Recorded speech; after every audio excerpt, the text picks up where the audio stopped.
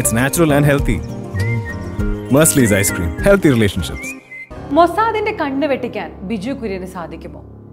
Mossad അറിയാതെ രാജ്യത്ത് ഒരു ഈച്ച പോലും അനങ്ങില്ല. അത്ര വലിയ ഭീകരനാണോ ഈ മൊസാദ്?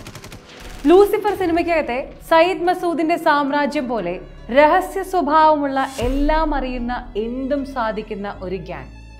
കൃഷി പഠിക്കാനായി ഇസ്രായേലിലെത്തിയ മലയാളി സംഘത്തിലെ ഒരാൾ മുങ്ങിയെന്ന വാർത്തയും പിന്നാലെ തിരികെ എത്തിയെന്ന വാർത്തയും വായിച്ചും കേട്ടും വിട്ടപ്പോൾ പലപ്പോഴായി വരികൾക്കിടയിൽ ഉയർന്നു വന്ന പേരാണ് അമാനുഷിക പരിവേഷമുള്ള മൊസാദ്.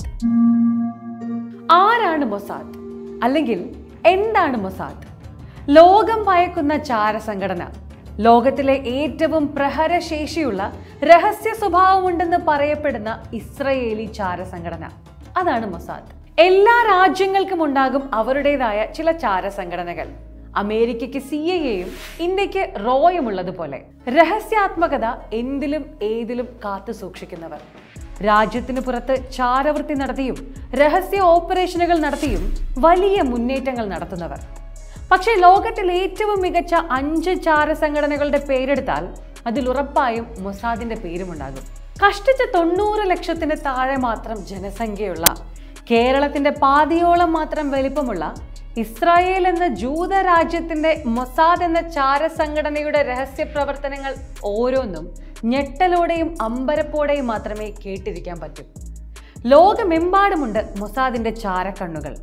പല രാജ്യങ്ങളിലെയും ആഭ്യന്തര പ്രശ്നങ്ങൾ അടക്കമുള്ള വിഷയങ്ങൾ പലപ്പോഴും അവർ അറിയും മുമ്പ് മൊസാദ് അറിയാറുണ്ടത്രേ. തങ്ങൾക്ക് പ്രിയപ്പെട്ടവരെങ്കിൽ ആ വിവരം അവർ അറിയിക്കാറുമുണ്ട്.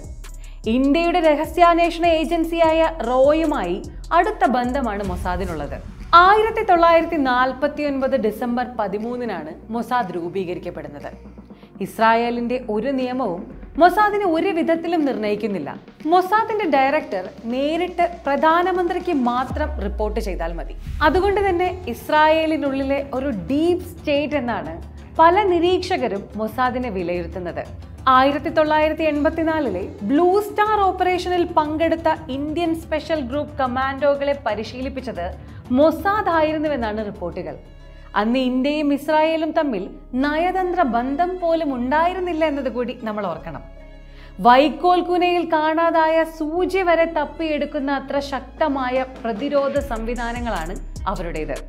1960-ൽ ഇസ്രായേലിൽ നിന്ന് കാണാതായ 8 വയസ്സുകാരൻ യോസേൽ എന്ന കുട്ടിയെ കണ്ടെത്താനായി മൊസാദ് ലോകമെങ്ങും നടത്തിയ വേട്ട അത്ഭുതത്തോടെയാണ് പിൽക്കാലത്ത് ലോകം കേട്ടറിഞ്ഞത്. കാണാതായ ഒരു സാധാരണക്കാരൻ കുട്ടിക്ക് വേണ്ടി അത്തരമൊരു അന്വേഷണം ലോക ചരിത്രത്തിൽ തന്നെ മറ്റൊരു രാജ്യവും നടത്തിയിട്ടുണ്ടാവില്ല. ഓപ്പറേഷൻ ടൈഗർ കപ്പ് എന്ന പേരിൽ അന്നത്തെ മൊസാദ് മേധാവി ഐസർ ഹാരൽ തന്നെ നേരിട്ട് മേൽനോട്ടം വഹിച്ച ആ തിരച്ചിൽ 2 വർഷത്തോളമാണ് നീണ്ടുനിന്നത്. മൊസാദിന്റെ പ്രതികാരങ്ങളിൽ തന്നെ ഏറ്റവും വലുത് മ്യൂണിക് കൂട്ടക്കൊലയ്ക്കുള്ള പ്രതികാരമായിരുന്നു അത്രേ.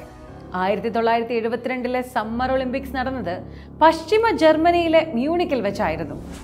ഇസ്രായേൽ പലസ്തീൻ പ്രശ്നം കത്തി നിൽക്കുന്ന കാലം. പലസ്തീൻ തീവ്രവാദ സംഘടനയായ ബ്ലാക്ക് സെപ്റ്റംബർ ഇസ്രായേൽ ഒളിമ്പിക് സംഘത്തിലെ 9 പേരെ ബന്ദിയാക്കുകയും 2 പേരെ കൊലപ്പെടുത്തുകയും ചെയ്തു. 234 പലസ്തീൻ തടവുകാരെ വിട്ടയക്കണമെന്നായിരുന്നു ബ്ലാക്ക് സെപ്റ്റംബറിന്റെ ആവശ്യം. എന്നാൽ അതിന് ഇസ്രായേൽ തയ്യാറായിരുന്നില്ല. കമാൻഡോ ഓപ്പറേഷനിലൂടെ ബന്ദികളെ മോചിപ്പിക്കാനായിരുന്നു ഇസ്രായേൽ തീരുമാനമെടുത്തത്. പക്ഷെ ആ ഓപ്പറേഷൻ പരാജയപ്പെട്ടു. 9 ഇസ്രായേൽ ബന്ദികളും കൊല്ലപ്പെട്ടു. ബ്ലാക്ക് സെപ്റ്റംബർ സംഘത്തിലെ 5 പേരെ വധിക്കുകയും 3 പേരെ പിടികൂടുകയും ചെയ്തു. ആ ആക്രമണത്തിന് പിന്നിൽ പ്രവർത്തിച്ച ഓരോരുത്തരെയും കണ്ടെത്താൻ അന്ന് ഇസ്രായേൽ ചുമതലപ്പെടുത്തിയത് മൊസാദിനെ ആയിരുന്നു.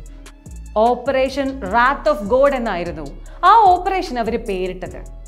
ദൈവത്തിന്റെ ഉഗ്രകോപം. ഓപ്പറേഷൻ ബയനറ്റ് എന്നും അത് അറിയപ്പെട്ടിരുന്നു. മ്യൂണിക് കൂട്ടക്കൊലയ്ക്ക് പിന്നിൽ പ്രവർത്തിച്ചവരെ കണ്ടെത്തി ശിക്ഷിക്കാൻ ഏതാണ്ട് 20 വർഷമെടുത്തു എന്നാണ് റിപ്പോർട്ടുകൾ. 20 മുതൽ 35 പേരാണ് ഇത്തരത്തിൽ മൊസാദിനാൽ കൊല ചെയ്യപ്പെട്ടതെന്നും പറയപ്പെടുന്നു. PLO നേതാവായ യാസിർ അറാഫത്തിനെ കുടുക്കാൻ ഒരുപാട് ശ്രമങ്ങൾ മൊസാദ് നടത്തിയിട്ടുണ്ടത്രേ. ഇസ്രായേൽ പലസ്തീൻ വിഷയം കത്തി നിൽക്കുന്ന കാലത്തായിരുന്നു അത്. യാസിർ അറാഫത്ത് ആഗോളതലത്തിൽ തന്നെ ശ്രദ്ധ നേടിയ കാലത്തും തങ്ങളുടെ ശ്രമങ്ങളിൽ നിന്ന് മൊസാദ് പിറകോട്ട് പോയിരുന്നില്ല. ആദ്യം സാൾട്ട് ഫിഷ് എന്നായിരുന്നു അറാഫത്തിനെ ലക്ഷ്യമിട്ടുള്ള പദ്ധതിയുടെ പേര്. പിന്നീടത് ഓപ്പറേഷൻ ഗോൾഡ് ഫിഷ് എന്നാക്കി മാറ്റി.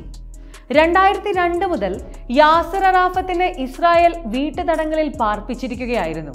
ഒടുവിൽ 2004 നവംബർ 11 അറാഫത്ത് മരിച്ചു. അറാഫത്തിനെ മൊസാദ് കൊലപ്പെടുത്തുകയായിരുന്നുവെന്നാണ് പിന്നീട് പുറത്തു വന്ന പല റിപ്പോർട്ടുകളും പറയുന്നത്. മൊസാദിന്റെ ചരിത്രത്തിൽ തന്നെ ഒരു പൊൻതൂവൽ എന്ന് വിശേഷിപ്പിക്കാവുന്ന ഒന്നാണ് ഓപ്പറേഷൻ എൻഡബെ. 248 യാത്രക്കാരുമായി സഞ്ചരിച്ച എയർ ഫ്രാൻസ് വിമാനം പലസ്തീൻ സംഘടനയായ PFLP റാഞ്ചുകയും ഉഗാണ്ടയിലെ എൻഡബെ വിമാനത്താവളത്തിൽ ഇറക്കുകയുമായിരുന്നു. തടവിലാക്കപ്പെട്ട പലസ്തീൻകാരെ മോചിപ്പിക്കണം എന്ന ആവശ്യം ഉന്നയിച്ചിട്ടായിരുന്നു ഇത്. എന്തായാലും മ്യൂണിക്കിലെ പോലെ ഒരു ദുരന്തമായി ഇത് അവസാനിച്ചില്ല. മൊസാദും ഇസ്രായേൽ പ്രതിരോധ സേനയും സംയുക്തമായി നടത്തിയ ഓപ്പറേഷനിൽ ഒരു ബന്ദി പോലും കൊല്ലപ്പെടാതെ എല്ലാവരെയും മോചിപ്പിച്ചു. വിമാനം ഹൈജാക്ക് ചെയ്തവരെയെല്ലാം കൊല്ലുകയും ചെയ്തു. മൊസാദിന്റെ ചെയ്തികൾ ഇതുകൊണ്ടൊന്നും അവസാനിക്കുന്നില്ല. ഒരുപാട് പലസ്തീൻ പോരാളികൾ മൊസാദിനാൽ പല വിധത്തിൽ കൊല്ലപ്പെട്ടിട്ടുണ്ടെന്നാണ് റിപ്പോർട്ടുകൾ. ലെറ്റർ ബോംബുകളും ടെലിഫോൺ ബോംബുകളും കാർ ബോംബുകളും രാസായുധങ്ങളുമെല്ലാം ഇതിനായി മൊസാദ് ഉപയോഗിച്ചിട്ടുണ്ടെന്നും പറയപ്പെടുന്നു. ഈ കൊലപാതകങ്ങളെല്ലാം തന്നെ നടന്നത് വിദേശ രാജ്യങ്ങളിലായിരുന്നുവെന്ന് കൂടി നമ്മൾ ഓർക്കണം. It's natural and healthy. Mersley's ice cream. Healthy relationships.